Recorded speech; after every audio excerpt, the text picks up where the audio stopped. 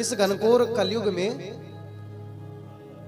जीव आसुरी प्रवृत्ति का हो रहा है। और जब व्यक्ति असुर प्रवृत्ति का होता है, माताओं जितने भी यहां पर बैठे हैं बड़े ध्यान दे करके सुनिए, जीव के जीवन में जब मानव के जीवन में आसुरी प्रवृत्ति आती है, आसुरी प्रवृत्ति किसे कहते हैं? सबसे पहले जब व्यक्ति असुर प्रवृत्ति का होगा तो निद्रा उसकी महाराज असीमित होने लगेगी, लेट तक सोता है व्यक्ति,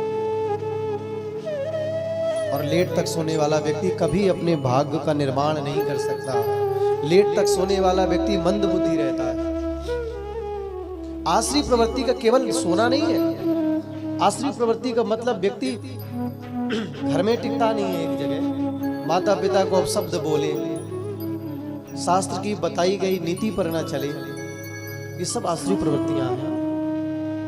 और आसुरी प्रवृत्ति जब जीवन में आती है तो क्लेश कहीं लेने नहीं जाना पड़ता, क्लेश तो घर में अपने आप होते हैं। आज का व्यक्ति अगर किसी से पूछता है ना तो भैया ये बताओ कम समय में माला माल कैसे हो जाया जाए।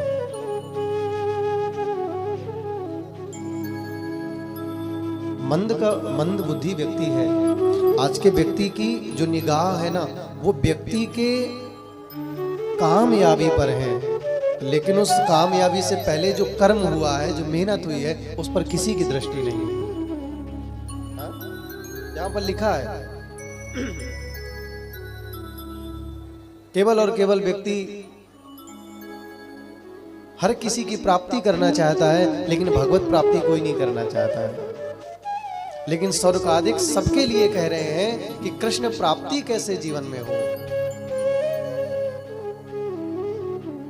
जब हमारे यहाँ कोई पूजन होता है, छोटी से छोटी पूजा होती है, सबसे छोटी पूजा हम कह दें सत्यनारायण भगवान की कथा, सबसे, वैसे तो ऐसा नहीं है, सत्यनारायण भगवान सत्यव्रत देव हैं, लेकिन हम लोग पूर्णमासी अमावस्या में श्री सत्यनारायण भगवान की कथा तो करा ही लेते हैं।